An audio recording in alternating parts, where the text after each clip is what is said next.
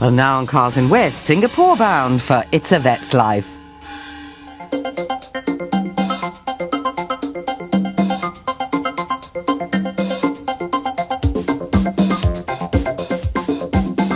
It's a Vet's Life, in association with Whiskers and Pedigree Chum.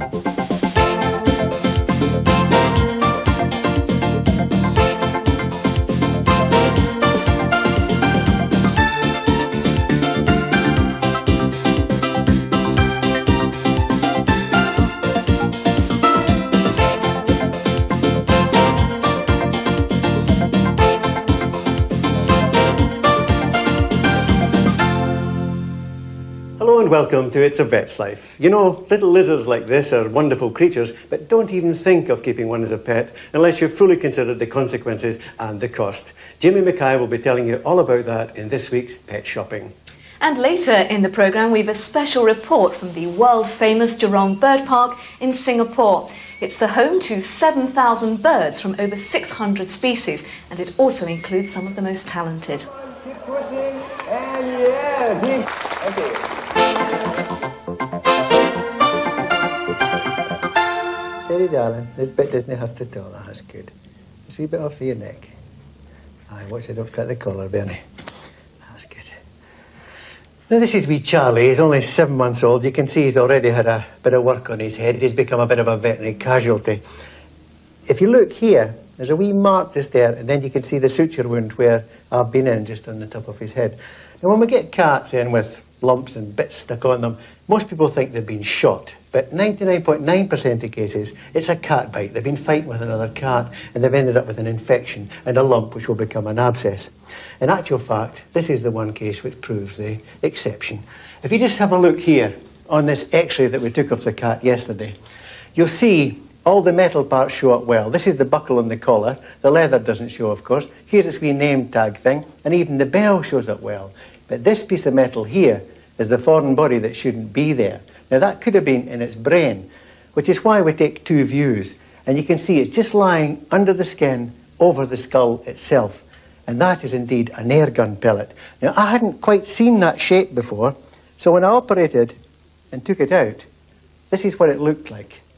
And I went to the gun shop because they should know what it is. And they told me that it starts off like this, bullet-shaped with a plastic shank on it. And on impact, the plastic comes off.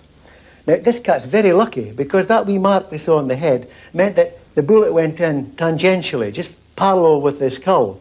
Had it hit it dead on, perpendicularly, I'm sure this wee 7-month-old cat would have been killed.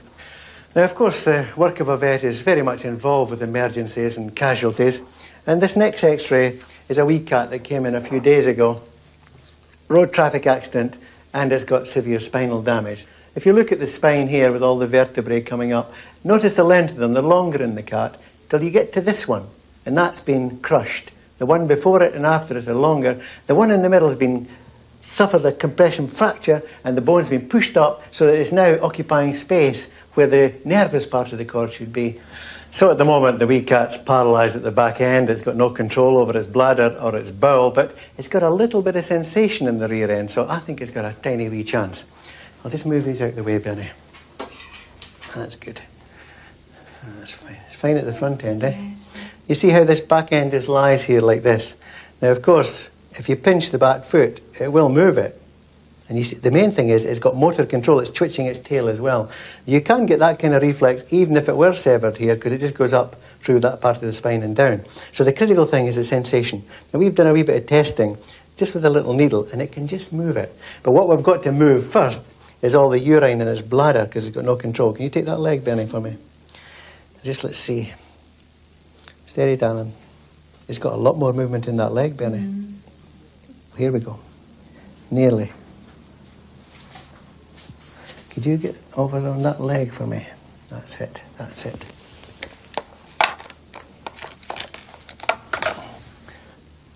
There we are. I'll tell you what, you've got to be a microsurgeon to do this kind of stuff. Just let me get the probe right now. Okay, steady does it. Now we're just feeding this catheter gently into the bladder. Nearly. There it goes. A wee bit tricky, but we're in. Now we're just going to connect this syringe onto here. The reason we're doing this is the cat would be in a bit of discomfort with a very full bladder. So we're just going to try and empty it a bit. Ah, that's good. Just take it quietly, kid. That's good. Because they've got a very small urethra, the catheter we put in has to be absolutely minuscule. So you can't put too much pressure on it. Bernie, by the way, has been coming into her own as a nurse because she's been bringing in prawns and wee bits of chicken and actually hand feeding this cat, because a cat with a bit of spinal trauma like this doesn't feel much like eating. So nurses come into their own.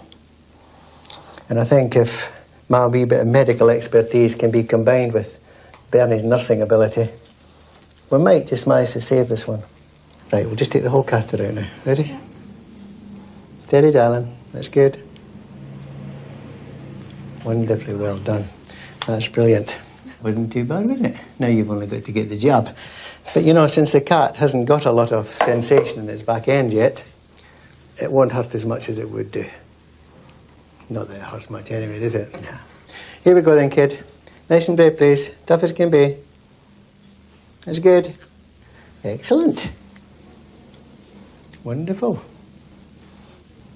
Just let me just check and see if you've got any feeling in this tail. Did you see the foot? That's good. I can feel the muscle just twitching a bit. By the way, all I'm doing is just this. I'm not sticking the needle into the cat. I'm just probing it gently to give it a sensation. Oops, distinct movement there, Bernie. I think that's worth persevering with, kid. Okay. Keep up your good nursing and I'll do my wee bit. All right.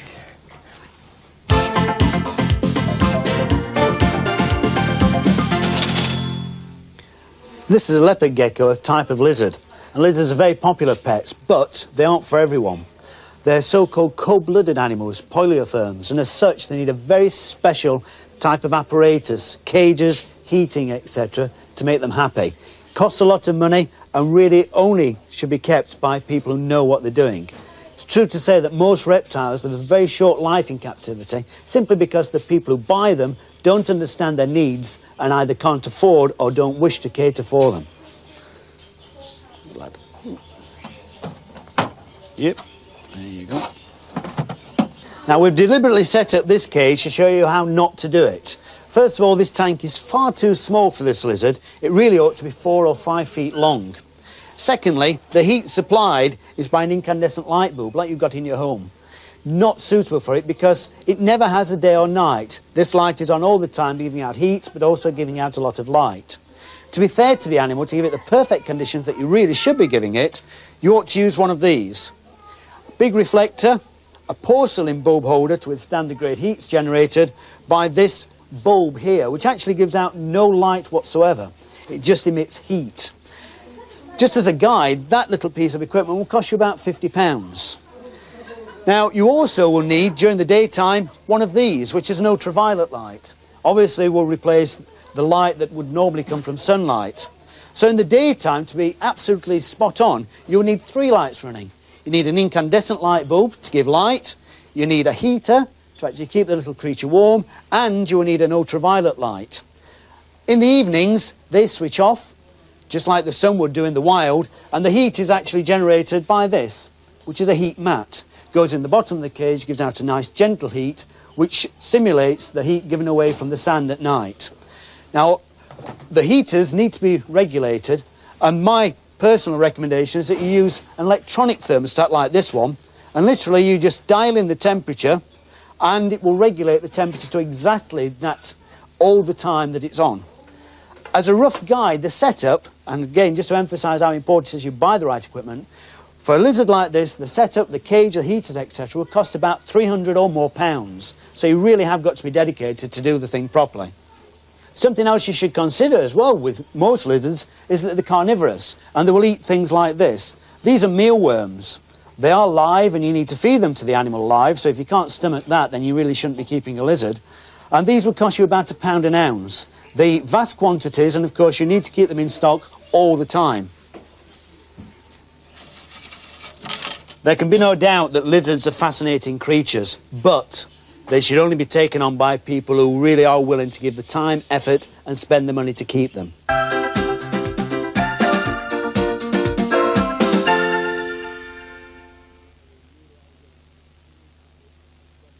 How can a stomach as small as the tip of your thumb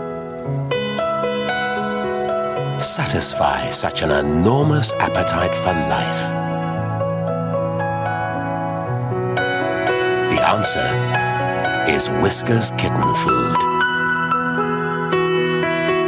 Expertly prepared with all the vitamins, minerals and protein your little power pack needs. Cats would buy Whiskers.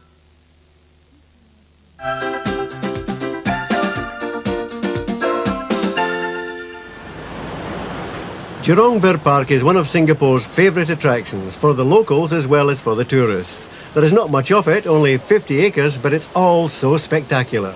The Singaporeans are experts at packing a lot into a small space, and here they've even managed to fit in a monorail to take you around the exhibits. Not that the residents are in any way crowded.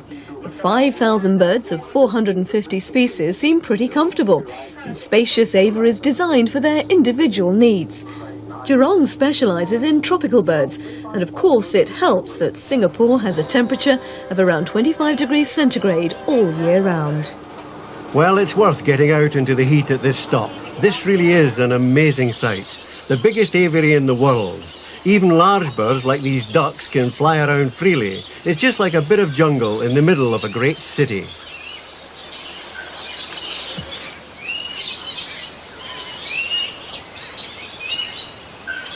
This is home to 1,200 free-flying birds, but it's very easy to forget that you're in a cage at all. When did you last see a cage which was full of forest-sized trees and even had its own 100-foot-high waterfall? It's a great place to watch the birds, and if the volume of noise they make indicates satisfaction, then these birds have no complaints at all.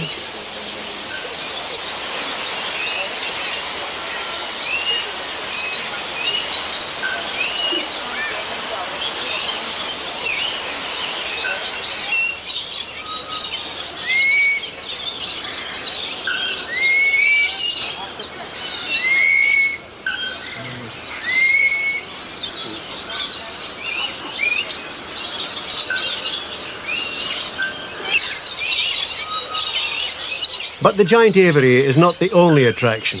There are others that are quite a bit different. Here at Jurong Bird Park in Singapore, they do everything possible to create a natural environment for the birds that live here.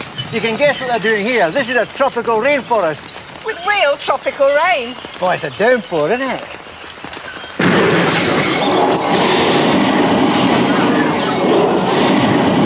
I wonder if these birds are all waterproof.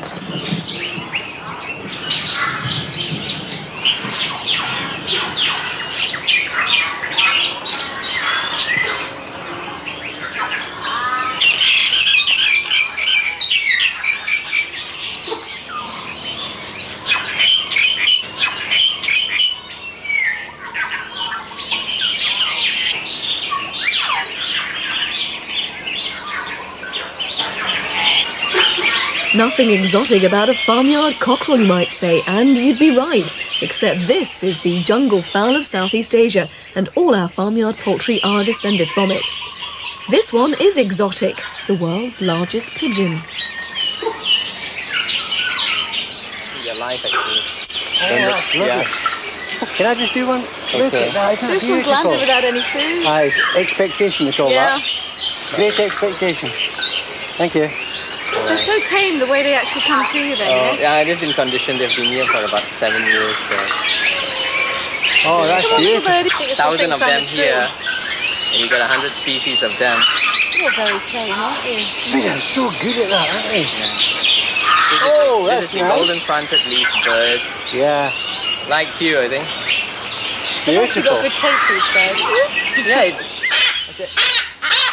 Oh, well, this is the rather noisy part of the bird park that the public never sees. But it's the part that I'm most interested in. This is the sick bay. Okay, I'll shut the door for you, Sharon.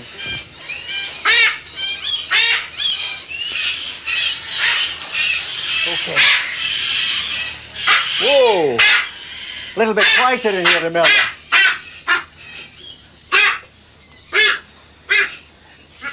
Now, Imelda, you're the vet here. This is the isoflurane gas, is it? Just to take the parrot down with the anaesthesia. Now, the reason you're doing this, Imelda, is because there are many species of birds that you can't sexually differentiate. And then for macaws, we cannot tell the males and the females. Right. So we have to do the surgery and then pair them up together. Can the birds themselves tell the difference? Some of them cannot tell the difference between a male and a female. And we have seen macaws and other parrots pair together of the same sex.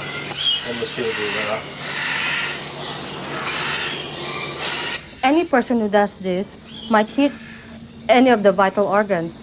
So it's very important that only a experienced person to do this. Okay, so you're making a small surgery. incision through the skin first. So are you through the abdominal wall yet? Not yet. Not Then yet. I use this. That's a trocar and cannula. Yes. Yeah. And that's a stab wound now. And try to be as gentle as possible. Now you're puncturing the abdominal wall. Yes. Try to feel it if you're in. Then. I could see that, just that little breakthrough. Now this is a scope you're passing through the Yes, hole that you've is. made. And we have here the fiber optic cable. To give you some light on the Yes. job.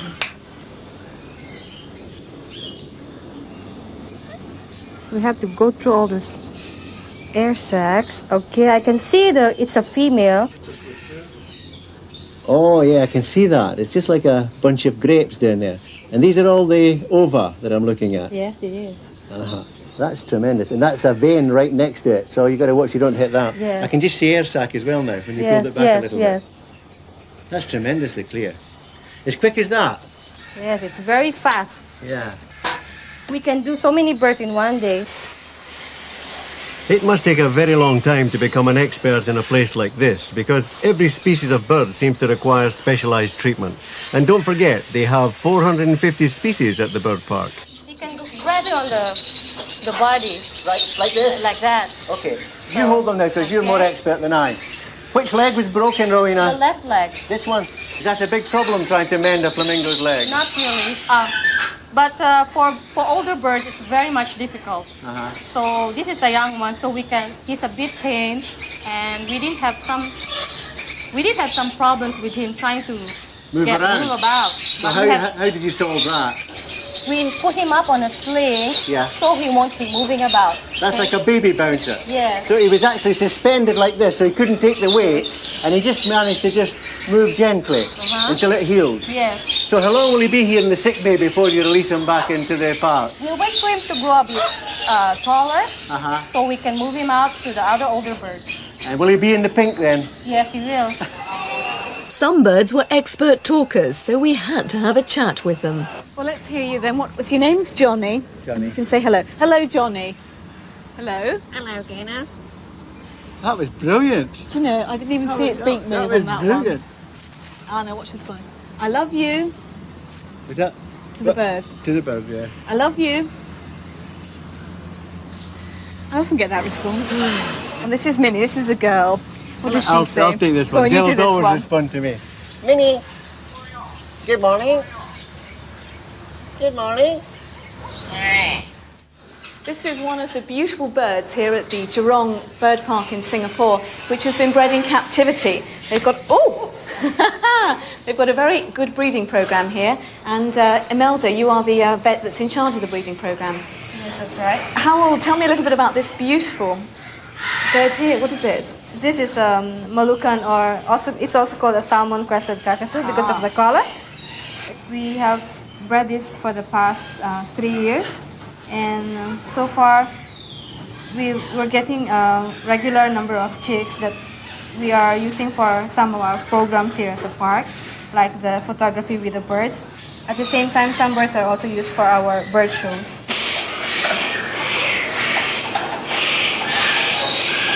Now, even I can tell that this is a very young bird, but still beautifully coloured, isn't it? How old is this one? It's about 2.5 months old. This is a very rare bird. Is it? Yes. We've only had 3 chicks so far. What's this bird called? It's a hyacinth A macaw. hyacinth macaw. Well, I mean, that's fairly obvious, really, because it's such a beautiful colour, isn't it? Now, that's a young bird, but there are even younger birds, aren't there, here? We have some few weeks old babies in here. A few weeks old? Yes. Right. Let's have a look. Oh, it's cooler in here, isn't it? Markedly cooler. Okay. Ah, now these do look very young birds, don't they? These are eclectus parrots from Indonesia, some found in Australia and New Guinea. Right, and what is special about these particular birds? Oh, okay. It's interesting to note that for this particular bird, for most birds, it's the male who's more dominant. But for this particular species, it's the female who actually commands everything. After copulation, then she takes care of everything. That sounds good to me. The incubation of the egg, the rearing of the chick, and the feeding of the baby. Is this very rare? Is this something that doesn't happen very often, that the female takes charge? You may say it's exceptional. You've obviously bred these successfully here. Have you had any joy with rarer breeds? Yes, we have this minor species. Minor species? It's a Bali minor. A Bali minor? Yeah, right. It's found only in Bali, in the island of Bali in Indonesia. Right. And as of the latest census, there's only about 50 plus left in the wild today. So there is an active breeding program going on in the US and in UK, and also in some zoos in Indonesia itself. And they are doing some captive breeding program, and they've actually reintroduced some captive bred birds into the wild. Zoo vets don't usually get paid as much as vets in private practice, but Imelda seemed to think that there were compensations. From the time I had a chance to work with breeding birds, it really gives me a sense of accomplishment to work with very rare species and handle them from the egg, and then see them grow and develop into mature individuals. And it gives me a sense of fulfillment to see these birds and in some small way contribute to conservation. Twice a day at the 2,000-seat amphitheatre, Geelong presents its All-Star Bird Show. It's partly educational with demonstrations of natural bird behaviour, and the rest is just for fun. A lot of training has gone into the creation of this show, but the handlers are very aware that the birds have feelings too. What happens with our birds here is that most of our birds are captive bred, so they are used to the attention that we keepers and trainers give to them. So when they come out on stage, they know that people are watching them. Some of them just love it, but at the same time, we do realize that birds are just like any other animals, just like human beings do. They have their moods, they have their temperaments, and on certain days, they just have their mood swings and they decide, oh, I'm not going to work today, and that's it. Come on, keep pushing, and yeah, okay. Now it's my turn to be a star. Mind you, that's a $50 bill, which is worth nearly £20.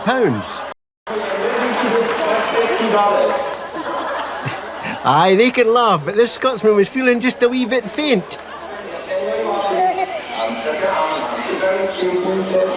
There goes my $50. Okay, here we go. All the way up at the same time. Put it back in the spawn. Aye, I feel much better now. What a clever wee bird and what a grand place. Now, if you like a story with a happy ending, don't miss next week's programme. What's that all about then? You're just going to have to wait and see.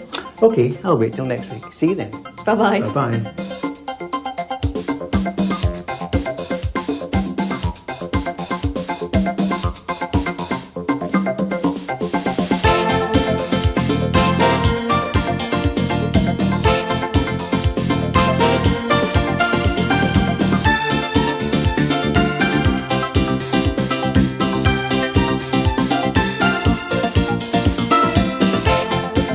It's a Vet's Life, in association with Whiskers and Pedigree Chum, supporting responsible pet ownership.